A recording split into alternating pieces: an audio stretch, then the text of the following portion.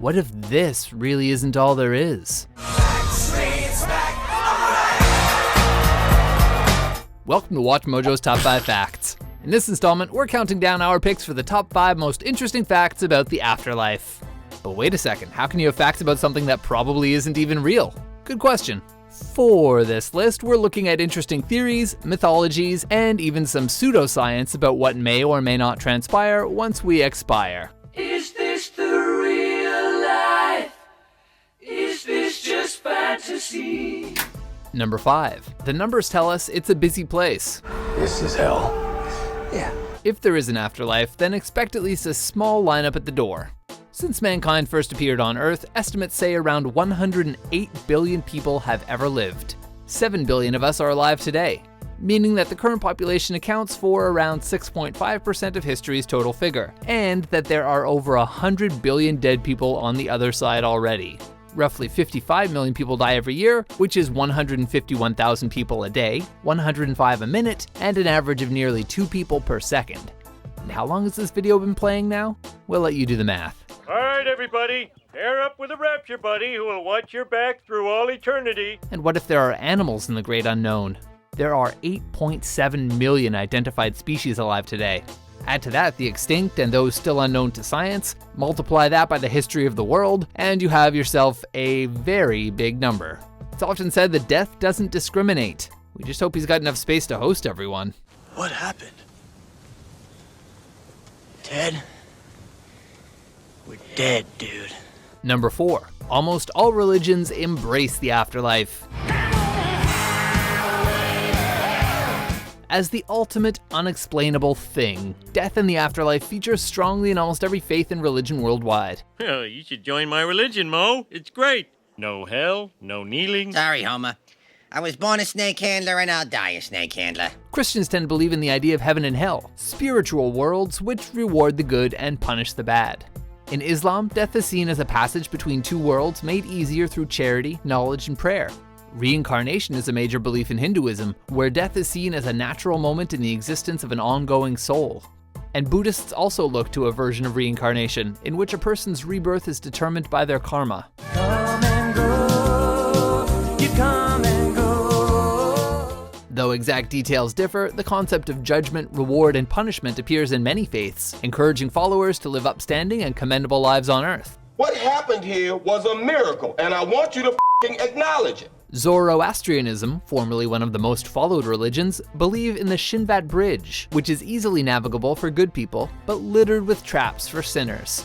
Notably, Satanism rejects the concept of the afterlife, preferring instead to reaffirm the importance of the current moment. I am complete. Number 3. Near-death experiences provide intriguing but inconclusive information. Near-death experiences, or NDEs, form the basis of many of mankind's more passionate beliefs about what happens next. The so-called classic near-death experience usually involves an out-of-body view, a sense of peace and acceptance, and often the stereotypical dark tunnel and white light.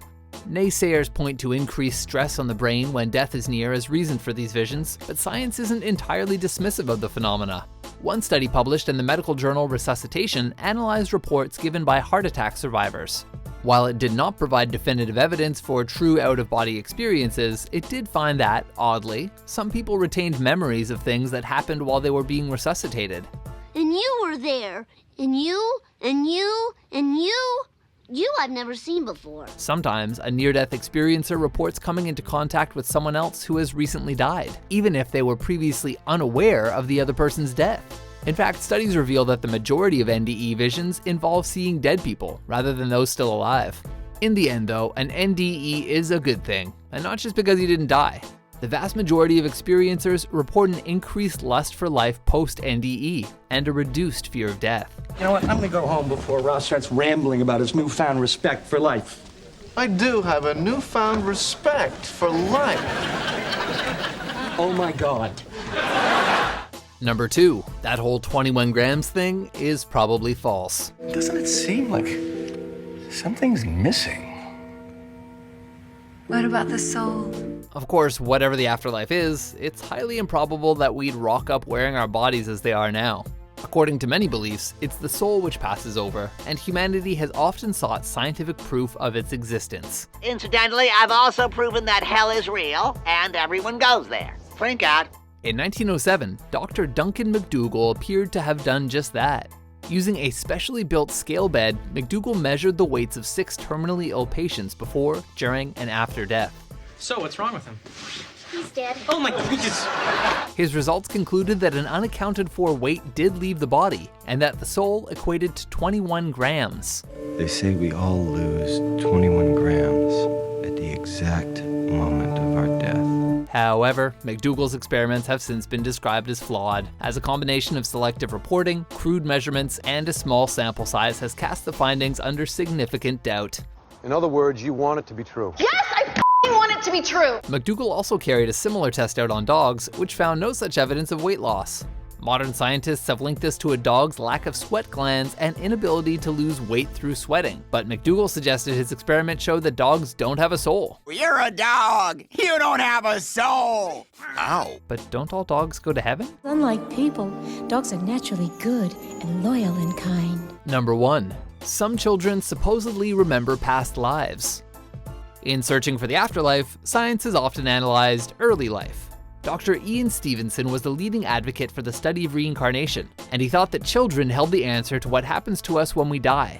A wise man once said that nothing really dies. It just comes back in a new form. Then he died. Beginning in the 1960s, Stevenson wrote around 300 papers and 14 books on reincarnation. He recorded over 3,000 cases around the world where children under the age of 5 claimed to remember past lives, with knowledge of people, places, and even past deaths. What's your name, friend? Jesus. Oh, are you Latino? No, my child. I am him. You what now? I am the one true Son of God. Amongst Stevenson's cases, a group of Burmese children who claimed to be Japanese soldiers from World War II, and a Sri Lankan toddler with an incredibly specific knowledge of a town she'd never been to. Even though much of his work was published in prestigious peer-reviewed journals, Stevenson had his critics over the years, some of whom were respected academics themselves with very good objections to his methods and conclusions. Where are they going? They're going to help others be reborn on Earth. Really? Reincarnation? So what do you think? Were some of these children really remembering their past lives? And have you ever had a near-death experience? For more immortal top 10s and back from the dead top 5s, be sure to subscribe to WatchMojo.com. Welcome to heaven, motherfuckers.